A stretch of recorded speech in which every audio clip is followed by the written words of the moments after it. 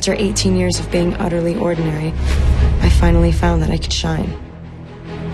I was waiting so long. It was like gearing up for this for years and like standing on the sidelines watching everyone else do it. Everything that makes a vampire special, all of their great qualities are usually just aspects of their human selves enhanced. And so I knew her through and through. I knew every reason she had all of her special powers. The main thing is not to move too fast. Try taking a seat.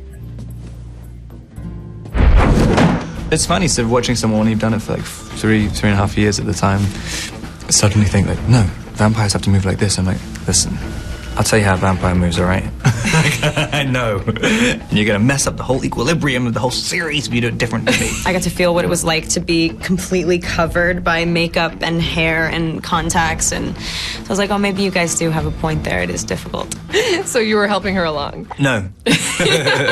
You know, she played 4 movies of a clumsy human, and I think she just was really excited to test out the 4 years of creating the vampire that soon would be her. Seeing her as a vampire and the transformation from a girl to a woman, you know, she's so strong in it, and she's really talented. It made me go, wow, this girl is really talented. Was it going to be different enough? Was it going to be too different? Was it going to feel like it was Bella? And the first time we saw it, she knocked it out. We're like, yes. And we were doing dances. Yeah. She totally killed it. So beautiful. We're the same temperature now. I would like to hear more about Bella and her look. Was that use of effects? No, actually, no. That was Kristen, and that was her hair. But it was more, you know, I gotta say, it's Kristen.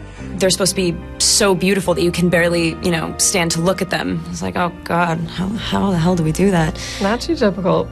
Yeah, totally. The one thing I was actually really nervous about was her voice. She, in the book, it's like described as wind chimes, just this magnificent sound. I was like, oh, God. It's the way she held herself, you know? It is a movie full of effects, but what you're responding to is actually the best effect, which is an actor. Vampires don't sleep. It's not intended for sleep.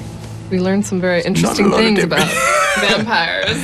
I know, like, well, it's funny because we were trying to think how to do it at the beginning. Get ready for some mind-blowing and human vampire sexy time. Hopefully, I don't know. The first part of the movie is really tying up Bella's story, you know, everything that's happened to her up to that point. And then the movie just takes off into this whole other dimension of gathering vampires from around the world. The packs will fight. We've never been afraid of vampires. We will fight. This won't be the first time I've fought a king's rule. You made some tweaks from the book to the film. Was there ever a thought that, man, this is really going to make Twilight mega fans' heads explode? Like, it made my head explode. Did it? Well, I am really looking forward to being in a theater with people who haven't seen the movie and don't know what's going to happen, just to hear the response. When I read that, I was like, you guys? Whether you've read the books or not, it's still going to be quite compelling viewing. But if you have read the books, then be prepared. I cannot wait to see. I mean, I was even flipped out, and I was there. We love shock.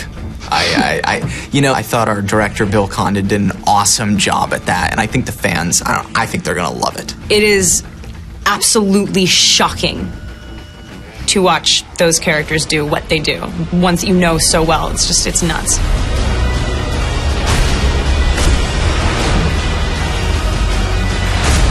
I'll never let anybody hurt you.